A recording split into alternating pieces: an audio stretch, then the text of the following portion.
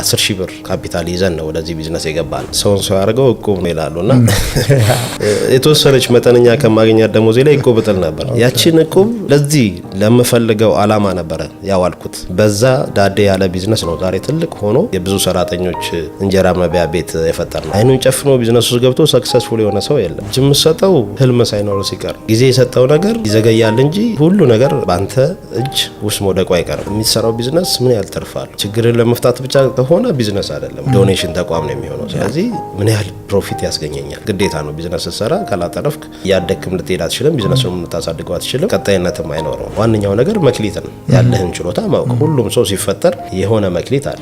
ባዶ ነው የተፈጠረ ሰው የለም። የሆነ ችሎታ አለ። ያቺን ችሎታን ስታቃት ግን እንደሚሳይል ቡም ብላ አንተን ትልቅ ቦታ ታደርሳለች።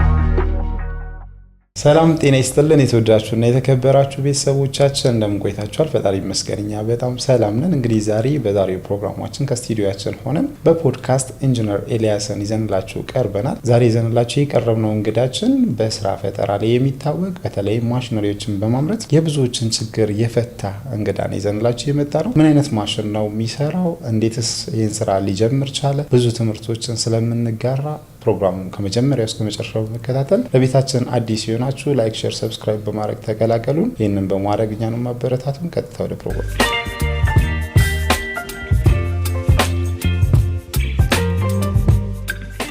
ሰላም ጤና ይስጥልኝ። ጤና ይስጥልኝ። እንኳን በሰላም ወደ ስቱዲዮአችን መጣ። እንኳን ሰላም ቆያችሁኝ። እንግዲህ ዛሬ ለቤተሰቦቻችን በፖድካስታችን አንተን ለመጋበዝ የወደድነው የተለያዩ ማሽነሪዎችን በማምረት የብዙሃንን ችግር ስለፈታህ ነውና እስኪ ራስን ከማስተዋወቅ እንጀምር። እሺ፣ በጣም ጥሩ። ስሜ ኤልያስ በቀለ እባላለሁ። የኤልያስ አጠቃላይ ኢንጂነሪንግ ባለቤትና ስራ አስኪያጅ ነኝ። በጣም ጥሩ።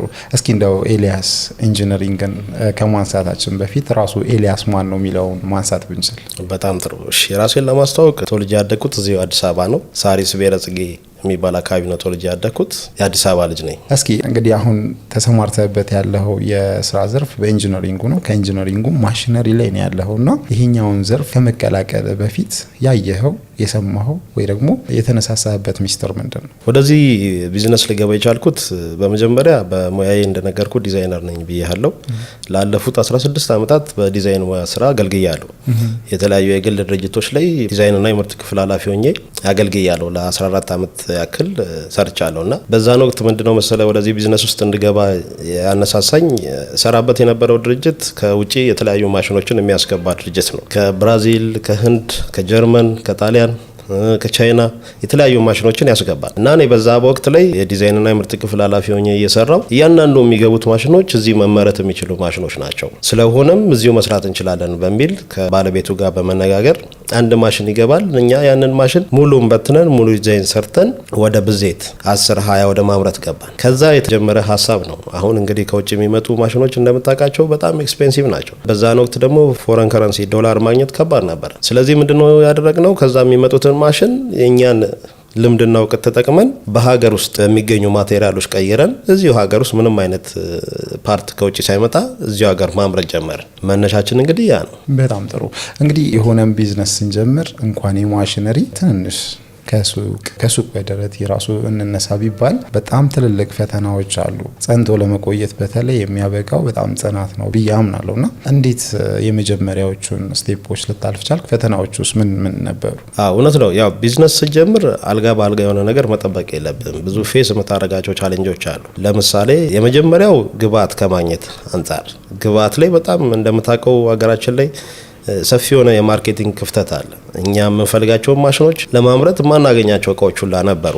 ኢንጂነሪንጉ ላይ ስትሰራ ደግሞ የምትጠቀማቸው ማቴሪያሎች ወጣ ያሉ ይሆናሉ እና ለመጀመሪያ ጊዜ ምንድን ያደረግነው እነዚህ አሮጌ ተራ ሮታም የሚባሉ አካባቢዎች ማናገኛቸውን ፓርቶች እዛ ድረስ ወርደን እስከመፈለግ ደረጃ ደርሰናል እና ያቺን አንዷ ማሽን ፕሮፐርሊ ፈንክሽናል ሆና እንድትሰራ ትልቁ ቻሌንጅ የሆነን ሮ ማቴሪያል ጥሬ ዕቃ ማግኘት ነበር። ከዛ ሁለተኛ ደግሞ በምትፈልገው መልኩ ለመስራት እነዚህ ማሽነሪ አገልግሎት የሚሰጡን ሰዎችን መፈለግ እና እነሱ በጣም ፌስ አድርገውናል። ከዛ በኋላ ደግሞ አዌርነስ ክሬሽን ግንዛቤ እኛ ያመረትነው ማሽን ማህበረሰቡ ተቀብሎ ወደ ተጠቃሚነት ለማስገባት እሱ ትልቅ ቻሌንጅ ሆኖ ነበርና ዴሞ ራሱ በጣም ብዙ ቦታ ነው ዴሞንስትሬሽን ወርደን እንደዚህ ነው የሚሰራው ይሄን ይሰራል ብሎ ለማስረዳት ዴሞ ረጅም ጊዜ ወስዶብናል እና ጀማሪ ስትሆን እነዚህ ነገሮች ሁሉ ዋጋ ያስከፍለዋል።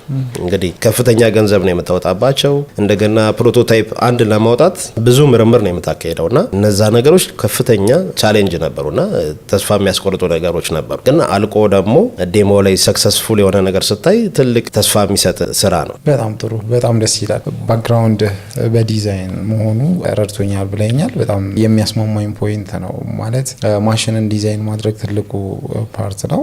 ቀጥሎ ግን ወደ ማኒፋክቸሪንጉ ሲገባ ያው እኔም የሜካኒካሉ ባክግራውንድ ስላለኝ ሜካኒካል ኢንጂነሪንግ ባክግራውንድ ስላለኝ ማሽኖችን ፕሮቶታይፕ ለመስራት ራሱ ብዙ ዋጋ እንከፍላለን። እንዳልከው እቃው ራሱ ገበያው ላይ ቢገኝ ዋጋው ራሱ ገዝቶ ስራውን ለመስራት በጣም ትልቅ ፈተና ነውና የፋይናንሱስ ጉዳይ፣ የቦታውስ ጉዳይ፣ ሌላ ምትላቸው 1 2 3 4 ብለህ የምትጠቅሳቸው ችግሮች አይኖሩ? እንደነገርኩ ወደዚህ ቢዝነስ ስገባ በአንድ ጀንበር የታቀደ ወይም ደግሞ በአንድ ጊዜ የታሰበ ስራ አይደለም። ቅጥር ላይ ሆኜ ስሰራ ህልሙ ስለነበረኝ ወደ ራሴ ቢዝነስ የመግባት ፍላጎት ስለነበረኝ ሳንቲሙን ምንድን ነበር ማረገው አጠራቅም ነበር። ከዛ ከማገኛት ከደሞዜ ላይ የዕለታዊ ፍጆቴን ከጨረስኩ በኋላ ማስቀምጣት ገንዘብ ነበረች ለዚሁ ፐርፐስ። ቀጥለው ደግሞ እኛ ሀገር አንድ የሚባል አባባል አለ፣ ሰውን ሰው ያደርገው እቁብ ነው ይላሉና የተወሰነች መጠነኛ ከማገኛት ደሞዜ ላይ እቁብ እጥል ነበር እና ያቺን እቁብ ለዚህ ለምፈልገው አላማ ነበረ ያዋልኩት። ኦልሬዲ እቁቡ ሲደርሰኝ ምንድነው መጀመሪያ ያደረኩት ቅጥር ላይ ያለው ለዚህ ግባት ይሆኑኛል ብዬ የማስባቸውን ግራይንደር ማሽን፣ መበየጃ ማሽን፣ ኮምፕረሰሮች ገዛ ነበረ። እየገዛው ቤቴ ያስቀምጥ ነበረ። ኦልሬዲ ቅጥር ላይ ነኝ ያለሁት ብያለሁ የዛ ሰሞን። ነገር ግን ዲዛይን ሰርቼ ወደ ምርት ያላስገቧቸው ዲዛይኑ ፕሪንት አውት ሆኖ ቁጭ ያሉ ማሽኖች ነበሩኝ። አሁን ላይ ወደ ቢዝነስ ያስገባናቸው ማሽኖች እና ያኔ ነው ጥንስሱ። መቼ ነው ማለት ነው ቅጥር ላይ ያለው ዲዛይን ያደረኳቸው ሀሳቦች ናቸው። አሁን ሳንቲሟን እንደዛ እያደረግን ሰበሰብን ምናልን። ከዛ በኋላ ፋይናሊ ወደ ስራ ለመግባት እንዳልኩ ከፍተኛ ችግር የሆነው ቦታ ማግኘት። አንዳንድ እቃዎችን ሰበሰብኩኝ። እንደገና ደግሞ የምኖርበት ተከራይቼ የምኖርበት መኖሪያ ቤት ነበረ። እዛ ሳምፕል 1 3 4 ማሽኖች አመረትኩኝ። ከዛ በኋላ ተስፋ የሚሰጡ ነበሩ። ኦልሞስት ቤት ውስጥ ሆኜ ነው ያመረትኳቸው። ስራ ሄዳለሁ። ማታ ከስራ ስመለስ ቤቴ ላይ ያቺ ዲዛይን ያደረኳትን ፓርት ማምረት ጀመርኩኝ። ቅዳሜና እሁድ ደግሞ ሰፊ ጊዜ ስለነበረኝ በዛ ጊዜ ደግሞ ወደ አሴምብሊ መገጣጠም ገባሁ። በዛ ዳዴ ያለ ቢዝነስ ነው ዛሬ ትልቅ ሆኖ በቀደም እንዳየ ነው የብዙ ሰራተኞች እንጀራ መብያ ቤት የፈጠር ነው ማለት ነው። ራስህ ነህ የምታመርተው? ዲዛይነር ነህ። ሰው ዲዛይን ማድረጉ ራሱን የቻለ ፕሮፌሽን ነው። ከዛ ደግሞ ማምረት በራሱ ብየዳውን፣ ማሽኒንጉን እናም ደግሞ ሌላ ኢቭን ማቴሪያል ላይ አናላይሲስ ማድረግ ሌላ ጥያቄ ይሆናል ብዬ ስላሰብኩኝ ነው። ራስህን የምቆርጠው ራስህን ማሽን የምታደርገው? ትክክል ነው። መጀመሪያ ስጀምር ከቴክኒክና ሙያ ግራጁዌት ያደረኩኝ ሰው ነኝ። ጀነራል መካኒክስ ሰላም ቴክኒክና ሙያ የሚባል ኮሌጅ ውስጥ ተምር ያለውና በዲፕሎማ መጀመሪያ ከዛ ተመርቄ ያለው። እዛ በምሰራበት ሰዓት ነው ስኬቱ የጀመረው። እዛ ቴክኒካል ድሮይንግ፣ ማሽን ድሮይንግ የሚባሉ ትምህርቶች ኮርሶች አሉና ኮርሳችን ናቸው እና በውጤት 99 እና 98% ነው ያመጣሁት ስማር ማለት ነው። ኢቭን ኢንተረስቲንግ ወደ ዲዛይኑ ስለነበረ ጀነራል መካኒክሱን እየተማርኩኝ የሚሰጡ አሳይመንቶች፣ የክፍል ስራዎች ምናምን የጓደኞቼን የ10 ጓደኞቼን የ8 ጓደኞቼን እኔ የምሰራላቸው። ምክንያቱም እኔ ኢንተረስቲንግ ነበርኩኝ። ሞር ኮንሸስ ሆኜ ነው ዲዛይኑ ላይ የምሰራው። የዛ ሰዓት የነበረው ልምድ ነው ወደ ዲዛይን ስራው እንዳደላ ከዛም በኋላ ሌሎች ተጨማሪ ትምህርቶችን እንድማር እንደገና ደግሞ ራሴን አፕዴት እንዳረገ ያበቃኝ። ከዛ እዛ ተምሬ ደግሞ ስመረቅ እዛው ቴክኒክና ሙያ ኮሌጁ 16 የሚሆኑ ወርክሾፕ አሉት። እዛ ውስጥ ጀማሪ ዲዛይነር አድርጎ ቀጠረኝ። ቀጥታ ከግራጁዌሽን ወደ ዲዛይን ስራ ነው የገባሁትና እንደገባው ሾርት ተርም ኮርሶች አሉ፣ የተለያዩ ኮርሶች። ለምሳሌ የዲዛይን ሶፍትዌሮች አውቶካድ ሶፍትዌር፣ አርኪካድ ሶፍትዌር እና ሶሊድወርክ ሶፍትዌር የሚባሉ ሶፍትዌሮች አሉ። 3ዲ ማክስ የሚባል ሶፍትዌር አለ። ወደ ዘሪሁን ህንጻ አካባቢ ማይክሮ ኮምፒውተር የሚባል እዛ ገብቼ ስልጠና ወሰድኩኝ። ከዛ በኋላ ሞር በቃ ወደ ዲቴይል ዲዛይኖች መስራት ገባው ማለት ነው። እና ከቴክኒካሉ ስለተነሳው ወደ ማሽን ስራው ስገባ ለኔ በጣም ነበረ ሲምፕል ይሆናልኝ። ምክንያቱም ሶፍትዌሩ አንተ የምታስበውን ነገር ፊዚብል ወደሆነ ነገር ወደሚታይ ነገር ነው የሚቀይርልህ። ስለዚህ እኔ ቴክኒክና ሙያ ተምሬ ግራጁዌት አድርጌ ቀጥታ ወደ ዲዛይን ስራው ነው የገባሁት። ዲዛይን ስራ እየሰራው ደግሞ አዳማ ዩኒቨርሲቲ በኤክስቴንሽን ወደ ሜካኒካል ኢንጂነሪንግ ትምህርት ገባው እና ቅዳሜና እሁድ ደብረ ዘይት ልብነ ድንግል የሚባል አካባቢ አለ። እዛ ነው እየሄድኩኝ ማሬ ነበረው እና ስራው ዓለም ላይ ስለነበርኩኝ ሞር በጣም ኢንተረስቲንግ ስለሆንኩኝ ሁሉ ነገሬን ለእንትኑ ሰጥቼ ነው ራሴን ሳስተምር የነበረው። ከዛ የተነሳ እንትን ነው እንግዲህ አሁን ለኔ መበየድ መቁረጥ ምናምን መነሻዬ ነው። መጀመሪያ ቴክኒክና ሙያ ገብቼ 4 አመት ነው ኦልሞስት ማስተር ያደረኩት እና በዛ ሂደቱ ስላለፍኩኝ የስራው አዳፕቴሽን ይጋለና ወደ ዲዛይኑ የገባሁት ከዛ በኋላ ነው። ከግራጁዌሽን በኋላ ወደ ዲዛይኑ ገባሁ። ወደ ዲዛይኑ ስገባ ደግሞ ድርጅቱ ስዊዘርላንዳዊ ናቸው መስራቾቹ። አብረውኝ የሚሰሩት ዲዛይን ኦፊስ ውስጥ የነሱ ልጆች ኢንጂነሮች ናቸው። ከነሱ ደግሞ የአውሮፓ ስታንዳርድ የሚባል አለ። እነሱ አውሮፓ ስታንዳርድ ለኛ ትሬኒንግ ይሰጡናል። እኛ ደግሞ በአውሮፓ ስታንዳርድ መሰረት ያሉትን ዲዛይኖች በጠቅላላ መስራት ጀመረን። የዛ ሰዓት ላይ ነው ዲዛይኑ ማስተር ያደረኩት። እዛ ወደ ዲቴይል ድሮይንጎች እንደገና ደግሞ 3D ድሮይንጎች መግባት ጀመርኩኝ። ኢቭን አዳዲስ ማሽኖች ዲዛይን ስናደርግ ወርክሾፕ ለሚሰሩ አካላቶች እኔ ከጎኑ 3D ፓርቱን አብሬ ዲቴይል እያደረኩኝ መልቀቅ ጀመርኩኝ እና 16ቱ ወርክሾፕ ተቀባይነቱ አክሴፕታንሱ ትልቅ እየሆነ መጣ። ኢቭን 7 ዲዛይነሮች አሉን። ከ7ቱ ዲዛይነሮች እኔ ማስተር አድርጌበታለሁ። ኢንተረስቲንግ ሆኜ ነው የምሰራው። ወርክሾፕ ያሉ ሰዎች በዛን ወቅት ምንድነው የሚሉት የኤልያስ ድሮይንግ ነው የሚገባን ሞር በሱ አይነት ስታንዳርድ ቢሰራለን የሚልም ደረጃ ደርሰው በእኔ ስታንዳርድ ዲዛይን ወደ መስራት ደረጃም ደርሰናል እና ይሄ ነው የስራ ልምድ። በጣም በጣም በጣም ደስ ይላል በእውነቱ። አንድ እዚህ ጋር ደግሞ እንትን የሚፈጥሩ ብዙ ጊዜ በዚህ ሴክተር ስፔሻሊ በቴክኒካል ሴክተሩ ላይ ትምህርትን እንደ መሰረታዊ ያለማሰብ ነገር አለ። አንተ ደግሞ መማርህ ለዚህ እንዳበቃ እየነገርከን ነው። እስኪ ይህን ሀሳብ እናስታርቅ። አንተ ቴክኒክና ሙያ መማርህ፣ ዩኒቨርሲቲ መማርህ፣ ተቋማት ላይ ሄደ ዲዛይን መማርህ፣ እነዚህ ነገሮች በአንተ በአሁኑ ቢዝነስ ላይ ምን አይነት አሻራ አላቸው? ትምህርት የሁሉ ነገር መሰረት ነው የኔ ማምነው። እንደነገርኩ ስትማር መነሻ ሀሳቡን ትይዘዋል። ከዛ በኋላ እውቀትን እያሰፋ የምትሄደው ወደ ኤክስፒሪየንስ ቀይረው ነው። መነሻ የሚሆኑ ነገሮችን ቤዝ መሰረታዊ ነገሮችን የምታገኘው ከትምህርት ነው። ስትማር መነሻ የሆኑ ነገሮች ለምሳሌ እኛ ቴክኒክና ሙያ ገብተን ስንማር ዩኒቨርሲቲ ገብተን ስንማር ቤዙን ነው ይዘን የወጣነው እንጂ አሁን የምንሰራበትን ማስተር ያደረግነውን ስኪል ያዝነው ስሮ ኤክስፒሪየንስ ነው፣ ከልምድ ነው። እኔ ስማር የነበረኝ እይታና አሁን ያለኝ እይታ አንድ አይደለም። ምክንያቱም እዛ ጋር መሰረት ነው ያስያዙኝ። ይሄ እንደዚህ ነው፣ ይሄ እንደዚህ ነው፣ ይሄ በዚህ መልኩ ነው የሚሄደው የምትለዋን የተማርነው። አሁን ደግሞ ስራ ዓለም ላይ ይሄ እንደዚህ መሆን አለበት፣ እንደዚህ ነገሮች በዚህ አይነት አግባብ መሆን አለባቸው ብለህ ስኪልን ተጠቅመ የምትፈጥራቸው ነገሮች የሚመጡት ከዛ የተነሳ ነውና ያንዳንዱ ነገር በእውቀት ሲደገፍ የተሻለ እንትን ይኖራል፣ ውጤት ይኖራል ብዬ አስባለሁ። በጣም ጥሩ። እሺ 1 2 3 እያልን እስኪ እንጥቀሳቸውና ቅድም የነገርከን ፈተናዎች አሉ እናም ደግሞ የረዱ ያንተ መሰረታዊ የምትላቸው ስልጠናዎቹንም ትምህርትንም ጨምሮ ሌሎች ኬዞች ይኖራሉ። አንድ ሰው ወደዚህ ወደ ማኒፋክቸሪንግ ሴክተሩ ወይ ደግሞ ወደ ምርት ልግባ ቢል ይህን ነገር ያዘጋጅ የምትለው ነገር ከዚህ ይጠንቀቅ የምትለው ነገር ይኖራል? እኔ እንደ ምክር ከኔ ካገኘሁት ልምድ 3 አንድ ሰው ወደ ማኑፋክቸሪንግ ወይም ወደ ቢዝነስ ሲገባ መጀመሪያ የሚሰራውን ቢዝነስ ማወቅ መቻል አለበት። ምንድነው የሚሰራው? ያ ቢዝነስ ከኔ ስኪል ጋር ማች ያደርጋል ወይ ፊት ያደርጋል ወይ? የምትሰራውን ነገር ለምሳሌ አንድ እንጀራ ጋጋሪ እንጀራውን ከመጋገሯ በፊት ሊጡ እንዴት እንደሚቦካ ጠንቅቃ ማወቅ መቻል አለባት። ቢዝነስም ልክ እንደዛ ነው። አንድ ቢዝነስ ልሰራ ስትል ያንን ቢዝነስ እንዴት አድርገህ ከጥንስሱ ጀምረ እስከ መጨረሻው ማስኬድ እንዳለብህ ራስህ ማወቅ አለብህ፣ ማሳመን አለብህ። ወደ ቢዝነሱ ከመግባት በፊት ቢዝነሱ ላይ ራሱ ስኪል ምን አይነት እንትኖች ቻሌንጆች ሊያጋጥሙኝ ይችላሉ ብለህ ራስን ብቁ ማድረግ መቻል አለብህ። አይኑን ጨፍኖ ቢዝነሱ ውስጥ ገብቶ ሰክሰስፉል የሆነ ሰው የለም። ምክንያቱም ስትጀምረው አልጋ ባልጋ ሊሆን ይችላል፣ ግን ሰስቴን አያደርግም፣ ሊቆይ አይችልም፣ ይወድቃል። ፌል የሚያደርገው ምንድነው? ቢዝነሱን አውቀኸው ራንስ ታደርገውና ሳታውቀው ራንስ ታደርገው እኩል አይደለም። ስለዚህ መጀመሪያ ስለሚሰራው ስራ ግንዛቤ፣ እውቀት፣ የራሱ የሆነ እውቀት ቢኖረው በሰዎች ላይ ወይም ደግሞ በሰራተኞች ላይ ያልተንጠለጠለ እውቀት ቢኖረው ብዬ አስባለሁ። ሁለተኛ ደግሞ ፋይናንሻሊ ስትጀምር ብዙ ቻሌንጅ የሆኑብን እኛ ፋይናንስ ነው። ቢዝነስ በራሱ ፋይናንስ ይፈልጋል። የሆነ ነገር አቅርበህ የምትሰጠው ነገር ሲኖር ነው የምትቀበለው ነገር የሚኖረው። የምታተርፈው መስጠት ስትችል ነው። ስለዚህ ቢዝነስ ስትሰራ ዝም ብለህ ከሰው ነጥቃ አይደለም የምትሰራው። አንተ የምትሰጠው ነገር ሲኖር አንተን የሚፈልግ ብዙ ከስተመር ይኖራል። ስለዚህ ምንድነው አንድ የሚሰጠው ነገር መኖር አለበት ማለት ነው። የጎደለ ነገር ስታሟላ ነው ቢዝነስ በራሱ ቢዝነስ የሚባለው። ስለዚህ የጎደለውን ነገር ለማሟላት አንተ የምትሰጠው ነገር ሊኖር ይገባል። ስለዚህ ያንን የምትሰጠውን ነገር ለመስጠት መነሻ ካፒታል ወሳኝ ነው። በጣም መነሻ ካፒታል ሊኖር ይገባል በትንሹም ቢሆን። ቀጥለው ደግሞ የኛ ስራ እንዳይኸው ማሽኖች ናቸው፣ ትልልቅ ማሽኖች ናቸው እና ምን ይፈልጋሉ? ቦታ ይፈልጋሉ። እነዛ ማሽኖች ስታመርታቸው ገና ሮ ማቴሪያል ግብዓት ገዝተ ስታመጣ ያን ግብዓት የምታስቀምጥበት ቆራርጠ ፓርት አድርገ አሴምብል የምታደርግበት ከዛ ደግሞ አምርተ ጨርሰ ስቶር አድርገ ለከስተመር አሳይተ የምትሸጥበት ቦታ ያስፈልጋል እና ሁለቱ ለኛ ቢዝነስ ስንጀምር መጀመሪያ ፋይናንስ፣ ቀጥለው ደግሞ ቦታ ቻሌንጃችን ነበረ። የፋይናንስ፣ የቦታ፣ የእውቀት እነዚህ ሶስቱ መሰረታዊ ቻሌንጆች ናቸው ብለኛል። እውቀቱን በስልጠናም የሆነ ድርጅት ውስጥም ገብተን ኤክስፒሪየንስ ማድረግ እንደምንችል ነግረህናል።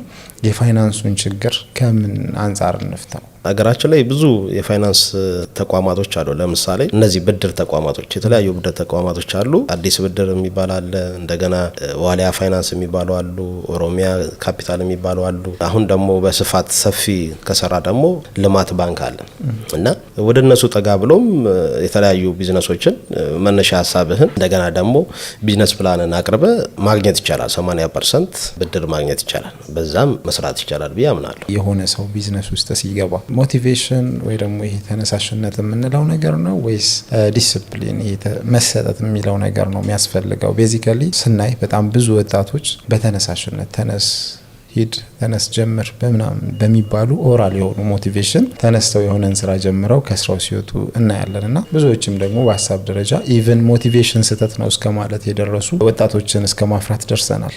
እዚህ ላይ አንተ ምን ትላለህ? አዎ ለቢዝነስ ሞቲቬሽን ወሳኙ ነገር ነው።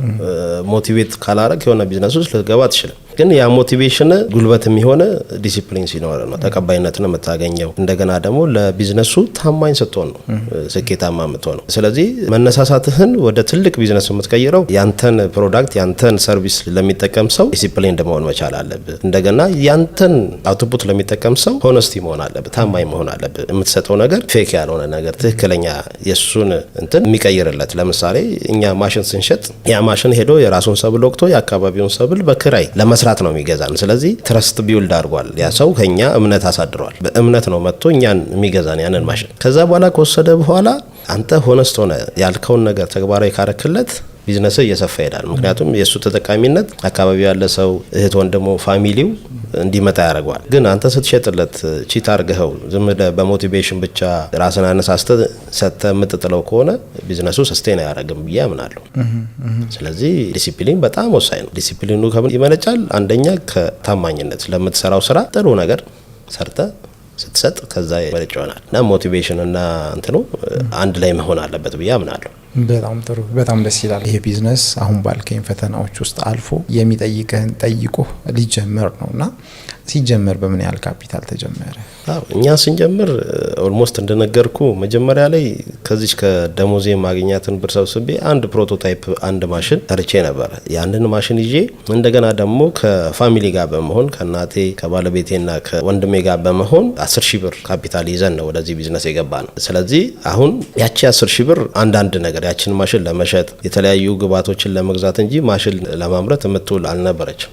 ስለዚህ ያንን አንድ ማሽን ያመረትነው ማሽን ፕሮሞት አድርገን ምን ብለን ለመጀመሪያ ጊዜ ወደ አውራ ጎዳና የሚባል አካባቢ ለአንድ ገበሬ ነው የሸጥኳት እሷን ማሽን እና እንድትታይልኝ ስለፈለኩኝ እንደገና የኔም የመጀመሪያ ውጤት ስለነበረች በአነስተኛ በዝቅተኛ ብር ነው የሸጥነው እና ሄዶ ጥሩ ነገር ነበረው። ስንት ተሸጠች? የተሸጠችው ከነ ሞተሯ 87,000 ብር ነው የተሸጠችው። መች ነው ማለት ነው? የዛሬ 4 ዓመት።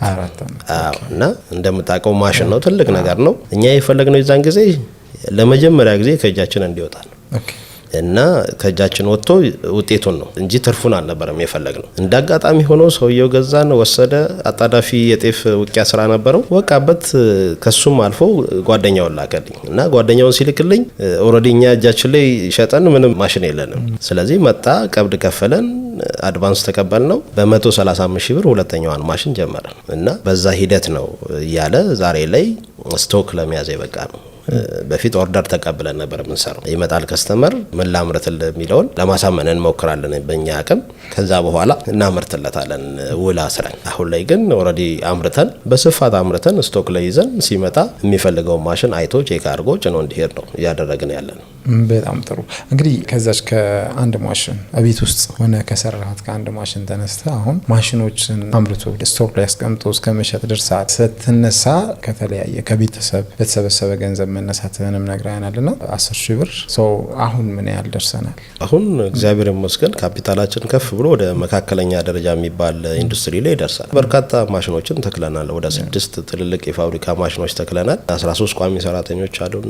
እንደ አስፈላጊነቱ ጊዜያዊ ሰራተኞች ደግሞ በየጊዜው እንቀጥራለን። አሁን ሰፊ ስራ አለን። እንደገና ሰፊ የሰው ኃይል አለን።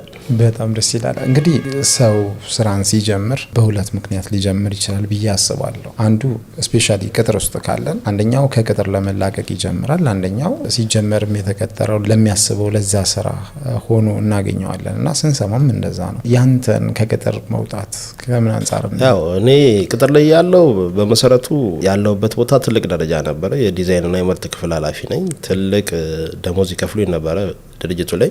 አንደኛ ከቅጥር ለወጣ የፈለኩት ብዙ ምሰራቸው ማሽኖች አሉኝ፣ የራሴ የሆኑ የፈጠራ ስራዎች አሉኝ እና ተቀጥሬ ስሰራ ምሰራው ባለቤቱ ያዘዘኝን እንጂ ነው የፈለኩትን አልሰራም ነበር። ምክንያቱም እኔ የምፈልጋቸው ስራዎች አሉ። እንደነገርኩ ክፍተቶችን መሙላት ነው የምፈልገው። እንደገና ኢንተረስት ያደረገኝን ነገር ነው መስራት የምፈልገው። የነበርኩበት ድርጅት ደግሞ የራሱ አላማ አለው። ከውጪ ማሽኖችን አስመጥቶ ነው የሚሸጠው። ከዛ ደግሞ የሚያዋጡትን ቢዝነሶች መስራት እንጂ የመጣውን ሁሉ መስራት አይፈልግም። ስለዚህ ያቺ ክፍተት ለኔ እንደ እድል ነው የምቆጥራት። እንደገና ከቅጥርም እንደወጣ ያስገደደኝ የራሴ የምላቸው የምፈልጋቸውን ማሽኖች መስራት ፈልግ ነበር። ለነገርኩ የዲዛይንና የምርት ክፍል ኃላፊ ነኝ። ትልቅ ወርክሾፕ አለ። እዛ ወርክሾፕ ውስጥ 14-15 የሚሆኑ ማሽኖች ተክለናል። ከጣሊያን ሀገር የተጫኑ እኔ ነኝ ሰሌክት አድርጌ አምጥቼ ገጠምናቸው። እዛ ወርክሾፕ ውስጥ ነው በርካታ ስራዎችን የምንሰራው እና ወርክሾፑ ሰፊ ነው። ብዙ ስራ መስራት ይቻላል። ግን ድርጅቱ የሚፈልገው አንድ አላማ ነው። የሚፈልጋቸው ማሽኖች ብቻ እንዲመረቱለት ነው። እኔ ደግሞ መገደብ አልፈለኩም። ምክንያቱም ማርኬቱ በጣም ሰፊ ነው። ማኒፋክቸሪንግ ላይ በጣም ውስን የሚባሉ ድርጅቶች ነው የነበሩት በማኒፋክቸሪንግ ዘርፍ። ቀጥለው ደግሞ የሰዎችን አይዲያ ተቀብለ ወደ ማሽን መቀየር በጣም ኢንተረስቲንግ፣ ከትርፉ በላይ ሳቲስፋክሽን ያለው ስራ ነው። የምትደሰት አንድ ማሽን አልቆ ፈንክሽናል ሆኖ ስታየው የምትረካበት ስራ ነው። የዛ መነሳሳት ነው ወደ ራሴ ቢዝነስ እንድገባ ያስገደደኝ እና በዛ ተነሳሽነት ነው ወደ ራሴ ቢዝነስ የገባሁት። በጣም ጥሩ። ተቋሙን ስትከፍተው በመሰረታዊነት አንድ ተቋም እንዲመስል የሚያደርጉ ነገር አሉ። ምን ስቴፖችን ነው የተከተልከው? የመጀመሪያ የቅጥር ቁጥርስ ምን ያህል ነበር? እንደነገርኩ የራሴን ቢዝነስ ስጀምር ዲዛይን ሰርቼ ሻልፍ ላይ ያስቀመጥኳቸው ብዙ ማሽኖች ነበሩ። ከነዛ መካከል ሁለቱን ሁለገብ የሰብል መውቂያና ሶያቢን ትሬሸር የሚል ማሽን አለ እና እነሱን ፓተንት ራይት ወሰድኩባቸው። የአይምሮዊ ንብረት ሄጄ ጥያቄ ያቀረብኩኝና በዛ ላይ ፓተንት ራይት እንትን አልኩኝና እነዛን ፓተንት ራይቶች ከወሰድኩኝ በኋላ ወደ መንግስት ቢሮ ነው ጎራ ያልኩትና ሄጄ እነዚህ ነገሮች ሰራለሁ፣ እጄ ላይ እንደዚህ አይነት ነገሮች አሉኝ ብዬ ኢንዱስትሪ ቢሮ ነው ያናገርኳቸው። ኢንዱስትሪ ቢሮ ወደ መስሪያ ቦታዎች ላኩኝ። መስሪያ ቦታዎች ላይ ያገኟቸው ሰዎች ቀና ሰዎች ነበሩ። እንደዚህ አይነት ሰው ነው የምፈልገው ብለው ባዶ የተተወ ቦታ ነበረ ቃሊቲ አሁን የምንሰራበት አካባቢ። ኢቨን እኔ ስወስደው ጣራ ሁላ አልነበረው። እንደገና ደግሞ መጸዳጃ ቤት ሆኖ ነበረ እና እሱን አሳዩኝ። ኦልሬዲ በዛ በነበረኝ የፓተንት ራይትና ፕራዮሪቲ ይሰጥ ነበረ። ፓተንት ራይት ያለው የፈጠራ ስራ ያለው መንግስት ያበረታታ ነበር እና ያቺ አጋጣሚ ለእኔ ትልቅ እድል ፈጥራልኛለች። ቶሎ ወደ ቢዝነሱ እንድገባ እድል ፈጥሮልኛል እና ያቺን ቦታ አሳዩኝ። ፍቃደኛ ነበርኩኝ። እኔ ራሴ ጣራውን አልብሼ አጸድቼ እንደምገባበት ነገርኳቸው። ኢሚዲየትሊ ሼዱን ሰጡኝ። ወደ ስራ ገባው። ወደ ስራ እንደገባው ምንድነው ያደረኩት? ሼዱን ተረከብኩኝ። አስፈላጊ የሚባለውን ሰነድ እነሱ ሰጡኝ። ከዛ በኋላ ወደ ጣራው ማሰራት፣ እንደገና ያለውን ቆሻሻ ማጸዳት፣ ከዛ በኋላ የሚያስፈልጉ የኤሌክትሪክ ዝርጋታዎችን ዘረጋን። ከዛ በኋላ ጥሬ ዕቃ አስገባንና 2 ረዳት ሰራተኞች ይዤ እኔው ራሴ በያጀን እኔው ራሴ ማሽኒስት ሆኜ ወደ ስራው ገባን። ከዛ በኋላ ነው እንግዲህ እንደነገርኩ ቤት ሆኜ የሰበሰብኳቸው መበይጃ፣ መቁረጫ፣ መቀቢያ፣ መሞረጃ ማሽኖች ነበሩኝ። እነሱን ነው ይዤ የገባሁት እንጂ ሰፊ የሚባል እንትን አልነበረኝ እና አንዳንድ ፓርቶችን ደግሞ አውትሶርስ አድርጌ ማሽን ሾፖች የማውቃቸው ማሽን ሾፖች አሉ። ዲዛይኑን ሰርቼ እነሱ እንዲያመርቱልኝ ያቺን ዲዛይን ሰጣቸዋለሁ። እነሱ አምርተው ይሰጡኛል። ቦዲውን ፓርትን ያመርታለሁ። ከዛ በኋላ አሴምብል አድርጌ ነበር ወደ እንትን የገባሁት ወደ ማኑፋክቸሪንግ የገባሁት እና ያቺ ነች መነሻዋ። አሁን አድጋ ያመረትን ተቀባይነቱ እየሰፋ ሲመጣ ቀጥታ የምናገኘውን ትርፍ ወደ ራሳችን ቢዝነስ እንጂ ወደ ሌላ ቦታ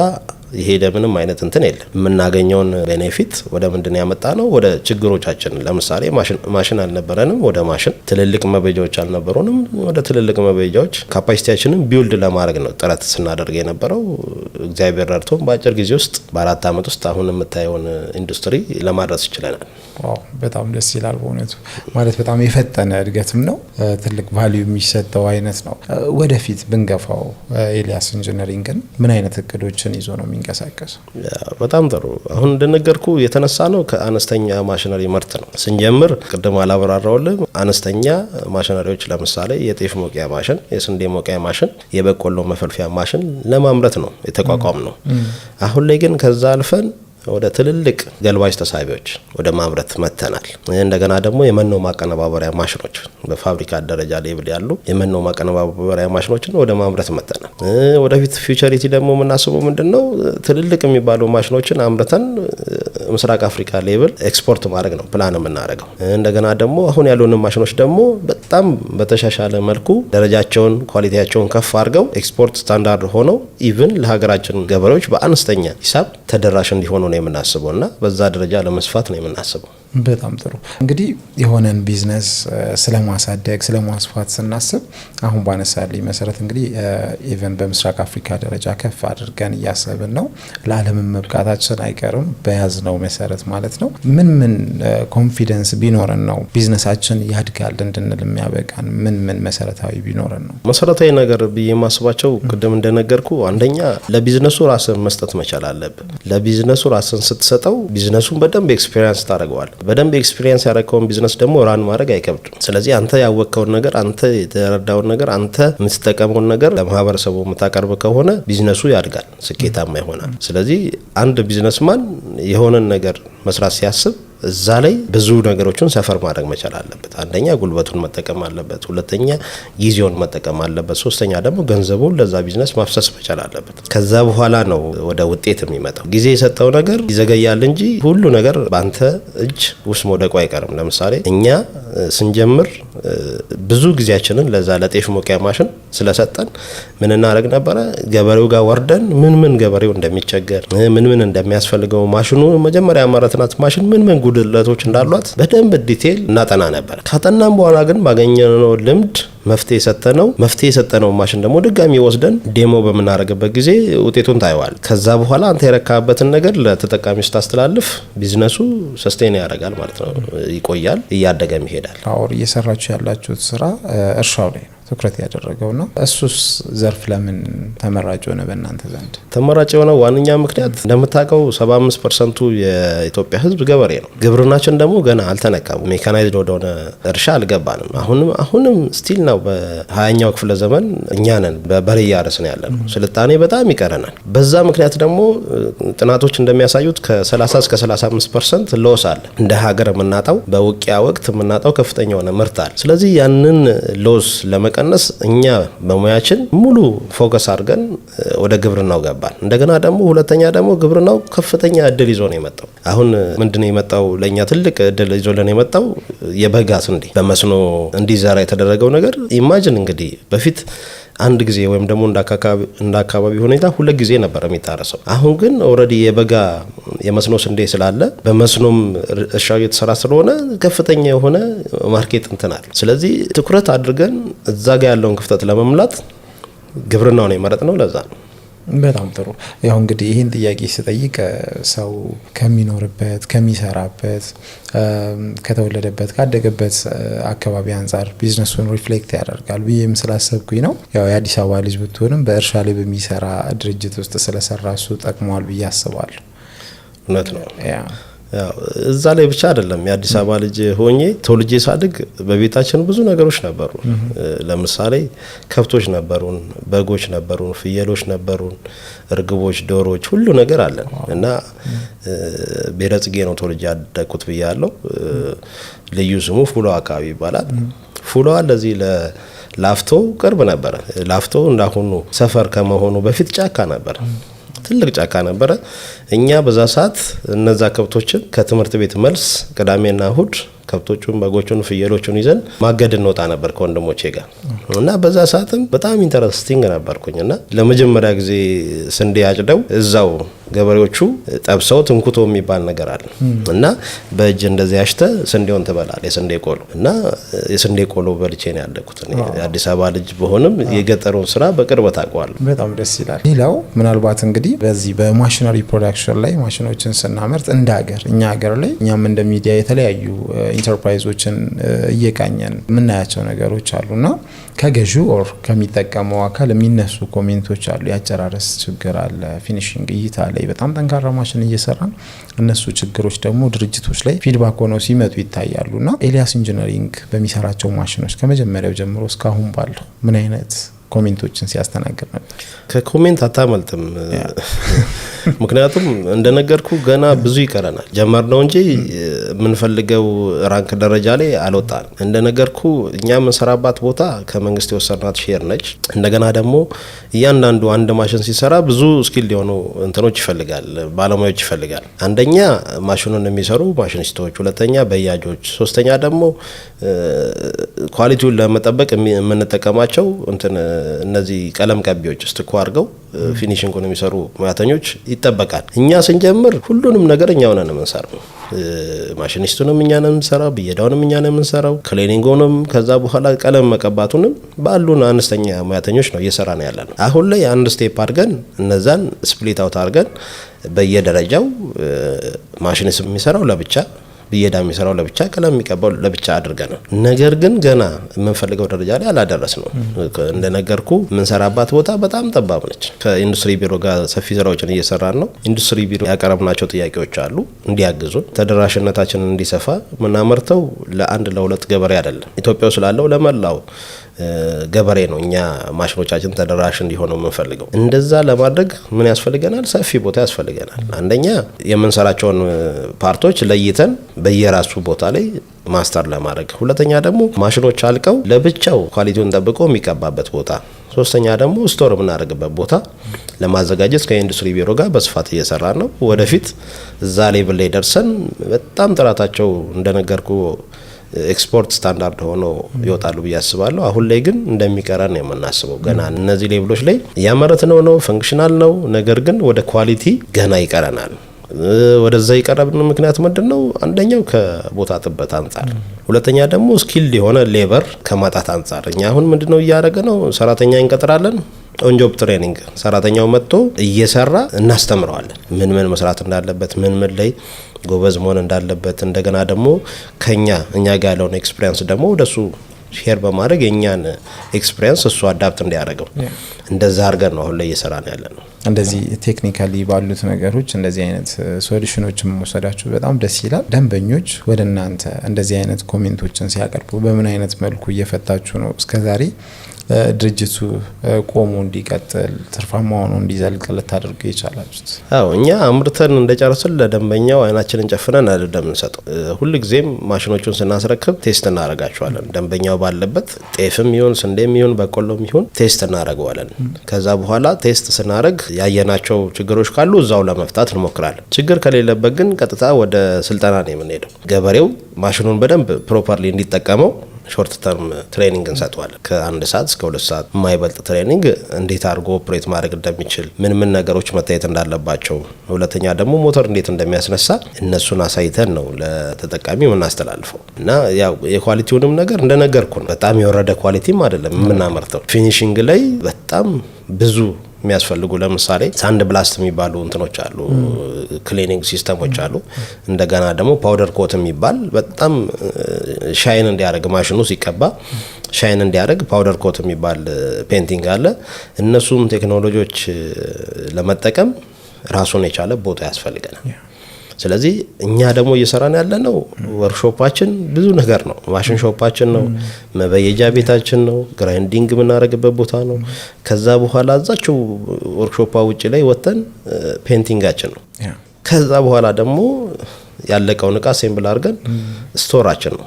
እንደገና ደግሞ ቢሮአችንም ነው። ከዛ እንግል ስታየው በአስማት ነው ወርክሾፕ ላይ የተጠቀምነው ማለት ይቻላል። እና እጅ አለመስጠታችንን ነው የሚያሳየው። ከፍተኛ ዲማንድ አለን፣ ነገር ግን የምንሰራበት ቦታና የምናመርተው ምርት አይመጣጠንም። እኛ መስራት አለብን። እንደገና ህልማችን ትልቅ ነው፣ ትልቅ ቦታ ለመድረስ ነውና ትልቅ ቦታ ለመድረስ የግድ ትንሹን በደንብ አጥብቀ መያዝ አለብን። እና ያቺ ያለችንን ሪሶርስ ደግሞ እንደ እንቁ ነው የምናያት። አሁን ያለችዋ ቦታ ለኛ ከፍተኛ ስራ እንድናወጣ ያደረገችን ቦታ ስለሆነች ከዛ አንፃር ወደፊትም በማሰብ አሁን ላይ ባለው ነገር እዚህ ያድርሰናል። ቀጥለው ደግሞ እንግዲህ እንደ እግዚአብሔር ፍቃድ መንግስትም ደግሞ ኢንዱስትሪ ቢሮም ጥያቄያችንን አጽንኦት ሰጥቶ ትኩረት ሰጥቶ ምላሽ ከሰጠ አሁን ያልኩን ደረጃዎች በጠበቀ መልኩ ትልቅ ወርክሾፕ ሰርተን ድጋሚ የምንገናኝበትም መድረክ ይፈጠራል ብዬ አስባለሁ። እንዳልከኝ እጅ አለመስጠታችሁን በጣም አይተናል። እጅ አልሰጣችሁም። እዛው ወርክሾፕ፣ እዛው ቢሮ፣ እዛው ተጨናንቃችሁ በዛ ቦታ ላይ ያን ሁላ ስራ ሰርታችሁ ስታወጡ ይሄ ተአምር የሚባል ነው በእውነቱ። ከልብ እኛም በተመልካቾቻችን ስም አክብሮታችንን ልንገልጽ እንወዳለን። እንዴት ነው ሌላው ሰው ምናልባትም በሌላ ቢዝነስ ዘርፍ ላይ ያለው ሰው እጅ አለመስጠትም መለማመድ የሚችለው? እጅ የምሰጠው ህልም ሳይኖር ሲቀር እኛ ትልቅ ቦታ የመድረስ ህልም አለን። በዚሁ አሁን በጀመርነው ቢዝነስ እንቆማለን ብዬ አላስብም። እንደነገርኩ ስራ ስንጀምር የነበረችን ማሽንና አሁን እያመረትን ያለነው ማሽን ኮምፕሊትሊ ይለያያል። በየአመቱ አራቱንም አመት ስንሰራ አሁን 4 አመት ከ8 ወራችን ነው። አራቱንም አመት ስንሰራ አራቱም አመት ያወጣነው የጤፍ መውቂያ ማሽን ይለያያል። የመጀመሪያ አመት የነበረው የሆነ ነገር አለው፣ ሁለተኛ አመት የነበረው ተጨማሪ ሞዲፊክ አለው፣ ሶስተኛ አመት ላይ ወጣው የተሻለ ነው፣ አራተኛ ዘንድሮ ያወጣነው ንጹሃን ጤፍ ቁልጭ አድርጎ የሚያወጣልን ማሽን ነው የሰራ ነው። የሚቀጥለው አመት ደግሞ ፕላን የምናደርገው ምንድነው ማዳበሪያ ይዞ ቀጥታ ወደ ማዳበሪያ የሚጨምርበት ሲስተም ጨምረን በዚህ ሌቭል ደረጃ መስራት ነው የምንፈልገው። እና ይሄ ከምን ይመጣል? ለያዝነው አላማ ጽናት፣ ሁለተኛ ደግሞ ትልቅ ነው የምናስበው፣ ትልቅ ደረጃ ማድረስ ነው የምናስበው። ስለዚህ እንደገና በቆየን ቁጥር ማስተር እያደረግን ነው። አንድን ስራ ደጋግመ ሩቲን በሆነ ሂደቱ ስታሳልፈው እየለመድከው ስትመጣ የምትለምዳቸው እውቀቶች አሉ፣ የምታያቸው መሰረታዊ የሚባሉ እውቀቶች አሉ። እነሱን ወስደናል። ከዛ ደግሞ ተደጋጋሚ ከገበሬው ጋር ከምትሰራው ስራ ጋር የሚያገናኙ ሰዎች ስትገናኝ ኮሜንት በጣም እንቀበላለን። ደጀን ያለ ጤፍ ወለንጭቲ ካለ ጤፍ ይለያያል። ወለንጭቲ ያለ ጤፍ አጫጭር ገለባ አለው። ደጀን ያለ ጤፍ ደግሞ እስከ ቆመት የሚደርስ ረጃጅም ጤፍ አለ። እና ከዛ እንግል እንኳን የቱ ሀገር ያለ ማሽን የትኛው ነው የሚያስፈልገው፣ እዚህ ሀገር ያለ ማሽን ይሄኛው ነው የሚያስፈልገው ብለን በዛ ደረጃ ራሱ ግሬድ ሰጠናቸዋል ማሽኖቹ። ወለጋ ያለ በቆሎና ቡሬ ያለ በቆሎ ስታየው ኮምፕሊትሊ የሚለያይ ሁኔታ ውስጥ ታገኘዋለህ። ስለዚህ አንዱ ማሽን ይሄኛውንም እንዴት አድርጎ መስራት አለበት የሚለውን በዛ ደረጃ ራሱ ነው ወርደን ማሽናችን ላይ ማስተር ለማድረግ እየሞከርን ያለ ነው። ስለዚህ አንድን ቢዝነስ ሲጀምረው በዚህ ደረጃ ራስን መስጠት መቻል አለብን። ሁለተኛ ደግሞ ፊውቸሪቲ፣ ዛሬ እዚህ ጋር ነው ያለሁት፣ ነገር ግን እዚህ ጋር ያለሁት ነገር አይገድበኝም። ነገ እዚህ ጋር መድረስ ፈልጋለሁ ካልክ ብዙ ቻሌንጆችን እንደ ቻሌንጅ አትቆጥራቸውም። ተሸክማቸው ግን አራግፋቸው እንደምታልፍ ስለምታስብ በጽናት ትሰራቸዋል።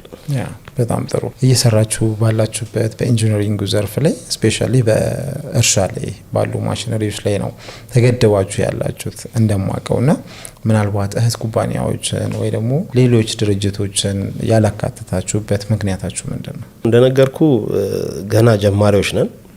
በካፒታልም እንደገና ቦታም ሁኔታ ተገድበን ያለን። ነገ ከነገ ወዲያ ግን አቅም እያፈራን ስንመጣ ክፍተት ያለባቸውን ዘርፎች እያየን ወደ መፍትሄ መስጠት ማሽን ወደ ማምረት እንገባለን ብዬ ተስፋ አረጋለሁ። አሁን እኔ ምንድነው እናንተ ጋር ሳይ በአንዱ ላይ በጣም ኤክስፐርት እየሆናችሁ እያሻሻላችሁ ነው የማየው። ትንሽዬ እንደዚህ አይነት የእናንተ ቦታ ላይ የተለያዩ ማሽኖችን በተለያየ ኮንዲሽን ሲሰራ እያየን ስለሆነ አንዱ ላይ ማተኮራችሁ የሰጣችሁ ጥቅም የለም። አንደኛ ያንን ማሽን ኢፌክቲቭሊ በሚፈለገው ደረጃ እንድንሰራው እንድናመርተው አስችሎናል። ለምሳሌ ጤፍ ላይ ረጅም ዓመት እንደመስራታችን ጤፏን ንጹህ ጤፍ እስከዛሬ ድረስ ገበያ ላይ ያየነው ይወቃል፣ ግን በሰው እጅ ወንፊት ይዘው እየነፉ ነበር ወደ ማዳበሪያ የሚከቱት። አሁን እኛ ያመረትነው ግን ወንፊት አይፈልግም። ቀጥታ ጤፉን ታጎርሰዋለ፣ ወቅቶ አበጥሮ ግርዱና አናፍሶ ንጹሃን ጤፍ ያወጣላል። ስለዚህ ምንድነው የምታደርገው? ቀጥታ ወደ ማዳበሪያ ነው የምከተው። ስለዚህ አንድ ማሽን ላይ ማስተር ማድረግ ጥቅሙ ያ ነው። ሁለተኛ በቆሎ ደግሞ ስትመጣ እስከዛሬ ድረስ ሴቶችና ህጻናት ቁጭ ብለው እጃቸው እስኪያብጥ ድረስ ሸልቅቀው ተገንጥሎ የመጣውን በቆሎ ቁጭ ብለው ሸልቅቀው ለወንዶቹ ያቀርባሉ። ወንዶቹ ደግሞ ዱላ ይዘው ራሱ ሴቶቹም ተሳታፊ ሆነው በዱላ እየተደበደበ ነው የሚፈለፍሉት። ማሽንም ካለ ደግሞ ቁጭ ብለው ሸልቅቀው ለማሽኑ የተሸለቀቀው ነው የሚሰጠው። ስለዚህ እኛ ደግሞ በቆይታችን ምን ለመድን መሰለ ይሄንንም አስቀረንላቸው። ሴቶችና ህጻናት ያጠፉት የነበረውን ጊዜ ያውጡት የነበረውን ጉልበት ኮምፕሊትሊ የሚቀንስ ቀጥታ ከእርሻው መጥቶ ከማሳው መጥቶ ቀጥታ ወደ ማሽን ነው የሚገባው። ያ ማሽን ምንድነው የሚያደርገው? ይሸለቅቃል ራሱ፣ ሁለተኛ ይፈለፍላል፣ ሶስተኛ ቆረቆንዳና ገለባውን ለይቶ ያወጣዋል፣ አራተኛ ንጹህ በቆሎ ያወጣዋል።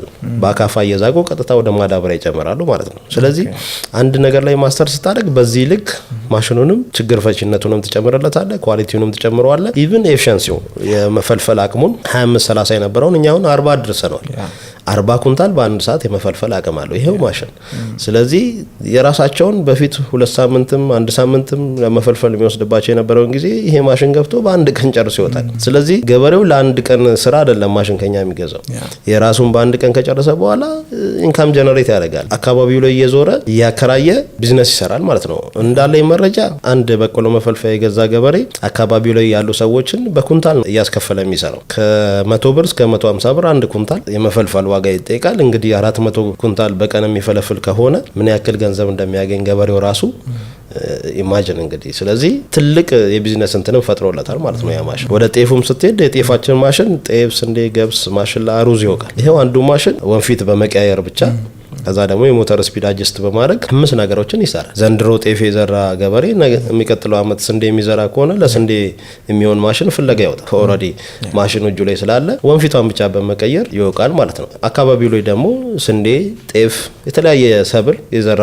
ገበሬ ሊኖር ይችላል። የሁሉንም እየገባ የጤፉን በጤፍ ወንፊት፣ የስንዴውን በስንዴ ወንፊት ይሰራል። ምን ጠቀመን ማለት ነው? ይሄ አንድ ቢዝነስ ላይ አንድ ስራ ላይ መቆየታችን እነዚህን ሁሉ ነገሮች ማስተር አድርገን መፍትሄ እንድንሰጥ ጠቅሞናል። ማስተር ካረክ በኋላ ኦልሬዲ ያኛው ቢዝነስ ስራ ነው ያደርጋል። ሌላ ደግሞ አሁን ላይ የምናስባቸው ነገሮች አሉ። እንደው ከተሳካልን በኋላ ብንገልጸው ይሻላል እንጂ አሁን በጣም ዲቴይል ሪሰርቹን እየሰራ ነው ያለ ማሽን አለ፣ የሚፈልግ ማሽን። እሱን ሰርተን አምርተን ደግሞ ማስተር ስናደርግ እንደዚህ ዋናውን ስናደርገዋለን። በጣም ጥሩ። ከኤልያስ ኢንጂነሪንግ ለሌሎች ቢዝነስ ላይ ላሉ እንዲረዳ እንደተሞክሮም እንድናስበው የተለያዩ ቢዝነሶችን ብራንች ማድረጉ ይመረጣል ወይስ አንዱ ላይ ትኩረት አድርጎ መሄዱን ነው የምትመክረው? አዎ እንደኛ ልምድ እንደነገርኩ ነው። እኛ ፎከስ አድርገን አንዱ ቢዝነስ ላይ ራን ስናደርግ ችግሩንም ጠንካራ ጎኑንም ሞር እንድናውቀው ስላስቻለን እንደገና ደግሞ እያንዳንዱ ማሽን ስፔሻላይዝ አድርገው ይወጣለት በቃ እንከን የለውም የሚባል ደረጃ ላይ ለማድረስ የረዳን አንዱ ነገር ላይ ትኩረት በመስጠታችን ነው። ስለዚህ መጀመሪያ ቢሆን 10ሩንም ነገር ከመነካካት ለምሳሌ እኛ አሁን እንደ አምራችነታችን የኮንስትራክሽን ማሽነሪዎችን ማምረት እንችላለን። ለምሳሌ እነዚህ የቱቦ ሞልዶች፣ የብሎኬት ማሽኖች፣ የኮሚቴ መፍጫዎች፣ የተለያዩ ማሽኖችን እንሰራለን ተመሳሳይነት ስላላቸው። ግን ያንንም ስትሰራ ተደራሽነት ትንሽ ነው የሚሆነው። ሁለተኛ ደግሞ የሚመጣውን ዲማንድም ልትቆጣጠረው አትችልም። ሰፊ ዲማንድ በየሴክተሩ ስላለ ማለት ነው። ስለዚህ ምንድነው ያደረግነው? አንዱን ቢዝነስ አድምተን መስመር እንዲይዝ አሁን ጊዜያችንን ሁሉ ያጠፋን ያለነው ጉልበታችንም እየጨረስን ያለነው ግብርናው ላይ ነው። የግብርናው ሴክተር ተሳክቶልን እያንዳንዱ ማሽን ኢፌክቲቭ ሆነው ወደ ሲስተም ውስጥ ከገቡልን በኋላ እንዳልኩ ወደዚህኛውም ቢዝነስ ደግሞ ጎን ለጎን የምናካሄድበት ምንም የሚያግደን ነገር የለም። ስለዚህ አሁን የግብርናው መስመር እያያዘልን ነው። እንደነገርኩ ትንንሽ አነስተኛ ማሽነሪዎች ማስተር አድርገን እያመረትን ነው። አሁን ከፍ ብለን ደግሞ በትራክተር የሚሰሩ የዚሁ የጤፍ ሞቂያ፣ የስንዴ ሞቂያ፣ የሩዝ ሞቂያ ማሽኖችን እያመረትን ነው። እነሱም ማስተር ካደረግን በኋላ ወደዚህኛው ቢዝነስ የመምጣት ሀሳብ አለን። የእይታችን የአመለካከታችን ችግር ይሆናል እንጂ የጀመርነው አንዱ ቢዝነስ ራሱ ብዙ ቀዳዳዎች አሉት ማለት ነው የሚያኖረን። እውነት ነው። ተደራሽነታችን ራሱ ገና እኮ ነው፣ ገና አልደረስንም። ቅርብ ላሉ ሰዎች እንጂ ገበሬዎች እንጂ የደረስነው መላው ኢትዮጵያ ላይ ስትሄድ ሰፊ ነው በጣም። ግብርናችን ገና አልተነካም። አሁን ነው መነቃቃቱን ፈጥሮ ሁሉም መሬት ጾም እንዳያደር ተብሎ እየታረሰ ያለው እንጂ ከዚህ ቀደም በርካታ ጾም የሚያደር መሬት ነበረ። ሁለተኛ ደግሞ ከፍተኛ የሰው ኃይል ነበረ በፊት። አሁን ላይ ግን የሰው ኃይል የለም፣ የሰው ኃይል እጥረት አለ። እንደገና ደግሞ በሬ ራሱ አንድ ገበሬ በበሬ ነው የሚወቀው። እንግዲህ ከ8 እስከ 10 የሚሆን በሬ ተጠቅሞ ነው እያዞረ የሚወቃው። አሁን የበሬን ዋጋ ካልኩሌት አድርገው አንድ ገበሬ 10 በሬ ያለው ማለት ከሚሊየን ብር በላይ ማውጣት ይጠበቅበታል ማለት ገዝቶ ለመውቃት ካሰበ እንደው በትንሹ 100,000 ብር እንኳን አንድ በሬ የደለበ በሬ ገዝቶ ቢወቃ እስከ 1 ሚሊየን ብር ለውቂ ያስፈልገዋል ማለት ነው። ስለዚህ ያ በጣም ኤክስፔንሲቭ ያ እጥረት ስላለ በፊት ደግሞ በደቦ የጎረቤትን ከብት ተውሰ ነው በደቦ የማህበረሰቡ አካባቢ ሰው ተደራጅቶ የሚወቀው። አሁን ላይ ሁሉም ቢዚ ነው። እንደገና የመዋዋሱን ነገር እየቀረ መጥቷል። በሬ ቀጥታ ለልኳንዳ ቤት ነው እየተፈለገ ያለው። ስለዚህ ኢቭን ፕራይስ ላይ ራሱ የወቃና ያልወቃ ያረሰና ያላረሰ የሚባል ነገር አለ። ዋጋም ስለሚቀንስ በሬ መጠቀም እድሉ እያነሰ መጥቷል። ስለዚህ ምንድነው እኛ ከባጃጅ ባነሰ ዋጋ ነው ማሽኖችን እያመረትን ያለ ነው። ልክ እንደ ባጃጅ በየገበሬው ቤት እንዲዳረስ ነው የምፈልገው እና አላዳረስንም። ገና ጀመርን እንጂ ሴክተሩን ጥማቱን አላረካንም ብዬ ነው የማስበው።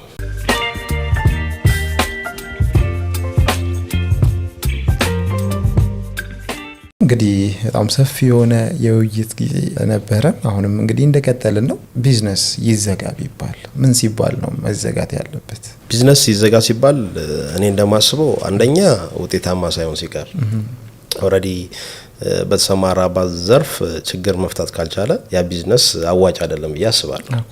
ሁለተኛ ደግሞ ዲማንድና ሰፕላየር ካልተመጣጠነ አንተ የምትሰራው ነገር ብዙ ፈላጊ ከሌለው ማምረት ወይም ደግሞ መስራት ጥቅም የለው። ስለዚህ በዛ መልኩ ቢዘጋ ብዬ አስባለሁ። እንግዲህ እዚህ ጋር ይህን ጥያቄ ሳነሳ ብዙ ቢዝነስ ላይ ያሉ ሰዎች ሲያወሩ እንሰማለን እና ሰው ቢዝነስን ሲጀምር አሁን እንዳልከኝ ችግርን ከመፍታት አንጻር ኦር ከፕሮፊት አንጻር ሁለት አማራጭ ይዞ ይነሳል ነው። ሲጀመር ራሱ የጀመረው ከምን አንጻር ነው የሚል ጥያቄ የሚያነሳሉ እና ፕሮፊቱ ከምን አንጻር ነው መለካት ያለበት? ከገንዘቡ፣ ከእርካታው፣ ከማህበረሰቡ ችግር አንጻር ከምን አንጻር? ከሶስት አንግል ነው የማየው። አንደኛ ከእርካታው ሳቲስፋክሽን ነው፣ የምትሰራው ስራ ምን ያህል አስደሳች ስራ ነው። ሁለተኛ ደግሞ ምን ያህል ችግርን ፈቷል፣ ማህበረሰቡ ጋር ሄዶ የምን ያክል ጥያቄዎችን ፈቷል። ሶስተኛ ደግሞ የሚሰራው ቢዝነስ ምን ያህል ተርፋል። ችግርን ለመፍታት ብቻ ከሆነ ቢዝነስ አይደለም፣ ዶኔሽን ተቋም ነው የሚሆነው። ስለዚህ ምን ያህል ፕሮፊት ያስገኘኛል። ግዴታ ነው ቢዝነስ ስትሰራ ካላጠረፍክ እያደክም ልትሄድ አትችልም፣ ቢዝነሱን ልታሳድገው አትችልም፣ ቀጣይነትም አይኖረውም። ትንሽም ቢሆን ትርፍ ያስፈልገዋል። አንደኛ አብረው ለሚሰሩ ሰራተኞች ወጪህን መሸፈን መቻል አለበት። እያንዳንዱን ነገር መሸፈን ስላለበት ያለ ትርፍ የሚሰራ ቢዝነስ ይኖራል ብዬ አላስብም። ስለዚህ ሶስትን ነገሮች ማሟላት አለበት። በጣም ደስ ይላል። ኤልያስ የሙያ ሰው ቴክኒካል ሰው ድርጅቱ ላይ ደግሞ መስራችም ስራ አስኪያጅም ነውና ስራ አስኪያጅነቱን ወይ ደግሞ ማኔጅመንቱን እና የምርቱን ኬዝ እንዴት ማስታረቅ ተቻለ? ማኔጅመንት ላይስ ምን መሰረታዊ ነገሮች መካተት አለባቸው? አንድ ሰው ስራውን ሲያስተዳድር ይህን ካደረገ ስራው ይሳካለታል፣ ካላደረገ ደግሞ ስራው ይወድቃል የምንለው ነገር ይኖራል ብዬ አሰብኩኝ። ትክክል ነው። እንደነገርኩ ማኔጅመንት ሆነ ስትሰራ የስራው አካል መሆን መቻል አለበት። ማኔጅ የምታደርገውን ስራ አውቀኸው ኦልሬዲ ምን እየተሰራ እንዳለ ሞር ግንዛቤው ሊኖር ይገባል። ሁለተኛ ያለህን ሪሶርስ ማወቅ መቻል አለበት። በካፒታልም በሰው ኃይልም ሪሶርስን ስታቅ ነው ስራዎችንም በአግባቡ ልሰራቸው የምትችለው። ለምሳሌ 20 ማሽን አመርታለሁ ብለህ ያንን 20 ማሽን የሚያመርት የሰው ኃይል ከሌለ ማምረት አትችልም። እንደገና ደግሞ 20 ማሽን አመርታለሁ ብለህ ለ20 ማሽን ግብአት ልታውለው የምትችል ገንዘብ ከሌለ ስራውን ልትሰራው አትችልም። ሶስተኛ ደግሞ 20 ማሽን አምርተህ ለማን እሸጠዋለሁ የሚለውን እሱንም ከግምት ውስጥ ካላስገባ ልትሰራው አትችልም። ስለዚህ ማኔጅመንቱ ምንድነው የሚሰራው? አንደኛ የሚሰሩትን ስራዎች ማኔጅ ያደርጋል። ምን መስራት አለበት፣ እንደገና ደግሞ ምን አይነት ክፍተቶች አሉብን፣ ምን አይነት ጠንካራ ጎን አሉብን፣ በዚህ ደረጃ ድርጅቱን መለካት አለበት። ሶስተኛ ደግሞ ካፓሲቲ፣ እኛ ድርጅት ምን ያህል አቅም አለው፣ ምን ያህል ማምረት ይችላል፣ ለምን ያህል ሰው ተደራሽ መሆን ይችላል የሚለውን እንደ ማኔጅመንት ማወቅ መቻል አለብን። ያንን ለማወቅ እንደነገርኩ የምትሰራውን ቢዝነስ ኮምፕሊትሊ ማወቅ መቻል አለብን። ምንድነው እየሰራን ያለነው፣ እነማጋ ነው ተደራሽ የሚሆነው፣ እንደገና ደግሞ ቢዝነሱ ከምን አንግል ነው መንቀሳቀስ ያለበት። እነዚህን ሶስት የሆኑ መሰረታዊ የቢዝነስ እንትኖች እንሰራለን እኛ። ከዛ ተነስተን ነው ወደ ፕሮዳክሽን የምንገባው። ከዛ ደግሞ የምናመርተው ምርት ደግሞ ማኔጅ የምናደርገው ከዲማንድም አንጻር ከፍላጎት አንጻር እነማጋ ተደራሽ ይሆናል። እንደገና ደግሞ ፕሮዳክታችን ራሱ ሰሌክት እናደርጋለን። የትኛው ፕሮዳክት ተፈላጊ ነው፣ የትኛው ፕሮዳክት ደግሞ አይፈለግም ስለ ከብዛት አንጻር የትኛው ፕሮዳክት ብዙ መመረት አለበት፣ የትኛው ፕሮዳክት ደግሞ በአነስተኛ ደረጃ መመረት አለበት የሚለውን ፕላን አድርገን እንደ ማኔጅመንት እቅድ ይዘን ነው እየሰራን ያለነው። እንግዲህ ያው ሀሳባችንን እንሰብስብ። በስተመጨረሻ እስካሁን ያወራነው ኬዝ እንግዲህ ከህይወት ወይ ደግሞ ከድርጅታችሁ የመጣ ኤክስፒሪየንስ ነውና ማጠቃለያ አንድ ይሄንን የሚመለከት ወጣት ወደ ቢዝነስ ሊገባ ቢያስብ ይሄን ነገር ያድርግ፣ ከዚህ ይጠንቀቅ፣ እናም ደግሞ ተስፋውም ይሄ ነው የምትለው ነገር ካለ ንገረንና እናጠቃል። በጣም ጥሩ። እንደነገርኩ ሁሉም ሰው የራሱ የሆነ መክሊት አለው። መክሊት ስለ የተሰጠው ችሎታ አለ እና አንድ ወጣት ምን ማወቅ አለበት? እኔ ምን አይነት አቅም አለኝ፣ እንደገና ምን መስራት እችላለሁ። አንዱ የተሰማራበት ዘርፍ ስኬታማ ከሆነ አንተም በዛ ቦይ ብትፈስ ስኬታማ ትሆናለህ ማለት አይደለም። አንተ የራስ የሆነ ችሎታ አለ፣ የራስ የሆነ መክሊት አለ፣ የተሰጠ ነገር አለ። ስለዚህ መጀመሪያ መክሊቱን ማወቅ፣ ሁለተኛ ያወቀውን መክሊት ውጤታማ ደረጃ ለማድረስ ራሱን አሳልፎ መስጠት አለበት። አቅምህን ጉልበትን መጨረስ አለበት። እንደነገርኩ እኔ ከታች ነው የተነሳሁት እና ከታች ስነሳ ብዙ መስዋዕትነት እዚህ ጋር ያላወራናቸውም ብዙ ስኪልን ለማሳደግ የሚጠቅሙ አንዳንድ ጊዜ ገንዘብን ታርጌት አድርገው ይሮጣሉ። እኔ ገንዘብን ታርጌት አድርጌ አሮቁም። ወደዚህ ቢዝነስ ስገባ የሄድኩባቸው የላይፍ ኤክስፒሪየንሶች እንደገና በሙያው ራሴን የሰጠሁት ልምድ ነበረና ከታች ወርጄ ከብየዳ ጀምሮ አልኩ እያንዳንዱን ነገር ከሮል ሞዴል ምላቸው ሰዎች አሉ ከነሱ ወስድ ነበር። ምክንያቱም መክሊቴ የሆኑ ነገሮችን የመፍጠር ችሎታ እንዳለኝ ተረድቻለሁ። ስለዚህ ራሴን ለዛ ብቁ ለማድረግ ብዙ ማስተምራቸው ነገሮች ነበሩ። ለምሳሌ ብየዳ እንዴት ይበየዳል? ብዙ አይነት ብየዳዎች አሉ። እነሱን ለማወቅ በጣም ጥረት አድርጌያለሁ። እንደገና መማር ከቻልክ እያንዳንዱ ሰው መጽሐፍ ነው ይባላልና ከእያንዳንዱ ሰው ልምድ ትወስዳል። በተለይ ደግሞ አብሮ ከሚሰራ ሰው እና በምሰራባቸው ሂደቶች ከኔ የተሻሉ ብዙ ኤክስፒሪየንስ ያላቸውን ሰዎች ከነሱ እውቀት ወስድ ነበር። ስለዚህ ወጣቱ ምንድነው ማድረግ ያለበት? ታርጌት ማድረግ ያለበት አንደኛ ስኪል እንዲኖረው በሆነ ሙያ ዘርፍ የራሱ የኔ የሚለው እውቀት እንዲኖረው በተሰማራበት ዘርፍ ደረቱን ነፍቶ ሊሰራበት የሚችል ሙያ እንዲኖረው እሱን ልምድ ቢያደርግ፣ ቀጥሎ ደግሞ የሚረካበትን ነገር የሚደሰትበትን ነገር እንዲሰራ። እውቀት ሲኖር ነው ገንዘቡ ራሱ የሚመጣው። ገንዘብ የምታገኝበትን ስራ ከሰራ እውቀት ላይኖር ይችላል። ኦልሬዲ ገንዘቡ ልታገኘው ትችላለህ፣ ግን ማትደሰትበት ቢዝነስ ሊሆን ይችላል። ስለዚህ እሱ ሊያጠፋም ይችላል። ስለዚህ እውቀቱ ግን ካለ አንተ ብትጠፋም እውቀቱ ስለሚፈልግ ካለህበት ቦታ መጥቶ ገንዘብ ያገኛል። ስለዚህ እውቀት ምን ማለት ነው? እውቀት አንድ ነገር ላይ ዩኒቨርሲቲ ገብቶ መማር አይጠበቅበትም፣ ቴክኒክና ሙያ ገብቶ መማር አይጠበቅበትም። ባለበት ዘርፍ ግን ኤክስፒሪየንስ አድርጎ የሆነች ሙያን ቢይዛት የተሻለ ቦታ ይደርሳል ብዬ አስባለሁ። አሁን ላይ ደግሞ የሆነ ነገር ለማወቅ አክሰሱ በእጅ ላይ ነው። ኦልሬዲ ዩቲዩብ ላይ ብገባ የምትፈልጋቸውን ነገር፣ ሶሻል ሚዲያ ላይ ብገባ የምትፈልጋቸውን ነገሮች ራስን ለማስተማር ቀላል ነው። ሶፍትዌር ዲዛይን መማር ከፈለግ ገንዘብ ከሌለ ድሮ ላትማር ትችላለህ። አሁን ግን ዋይፋይ ያለበት ቦታ ላይ ሄደ ስለ ሶፍትዌር ዲዛይን ለማወቅ ብዙ የሚከብድ ነገር የለም። ራስን መስጠት፣ ጊዜ መስጠት ብቻ ነው የሚጠበቅበት። ቁጭ ብለህ ስለዛ ነገር ራስን ማስተማር ትችላለህ። ሌላውም ዘርፍ ልክ እንደዛው። ለምሳሌ ፎቶ ኤዲቲንግ መማር ብትፈልግ በቀላሉ በስልክ አውርደው ቁጭ ብለህ ደጋግመህ ብታየው ራስን ሰጠ ማለት ነው። ኢንተረስት ካለ ለፈለከው ነገር ኢንተረስት ነው ተነስቶ ስኪል የሚሰጥና ኢንተረስቲንግ ሆኖ በሆነ ዘርፍ ላይ ራሳቸውን እንትን ቢሉ ከዛ ወደ ቢዝነሱ ቢገቡ ስኬታማ ይሆናሉ ብዬ አስባለሁ። እና ዋነኛው ነገር መክሊትን ያለህን ችሎታ ማወቅ። ሁሉም ሰው ሲፈጠር የሆነ መክሊት አለ። ባዶ ነው የተፈጠረ ሰው የለም። የሆነ ችሎታ አለ። ያቺን ችሎታን ስታቃት ግን እንደሚሳይል ቡም ብላ አንተን ትልቅ ቦታ ታደርሳለች እና መክሊቱን ያወቀ ሰው ስኬታማ ይሆናል ብዬ አስባለሁ። በዚህ በመጀመሪያው ፖድካስታችን የዚህን ያህል ሰዓት ወስደን በጣም ሰፊ የሆነ ዲስከሽን አድርገናል። በዚሁ አናበቃም፣ ሌላ ፓርትም ይኖረናል። በዛም ደግሞ የተለያዩ ሀሳቦችን እያነሳን ለሚመለከቱን ያለንን ውስጣችን ያለውን ኤክስፒሪየንስ ሼር እናደርጋለን። እንግዲህ ለዚህም እናንተም እንደምትተባበሩ ተስፋ እናደርጋለን። በጣም ጥሩ፣ ደስ እያለ ነው ሼር የምናደርገው። በጣም ጥሩ። እሺ፣ ለዛሬ ያለንን ፕሮግራም እንግዲህ በዚህ እናብቃ። በጣም ነው የምናመሰግነው።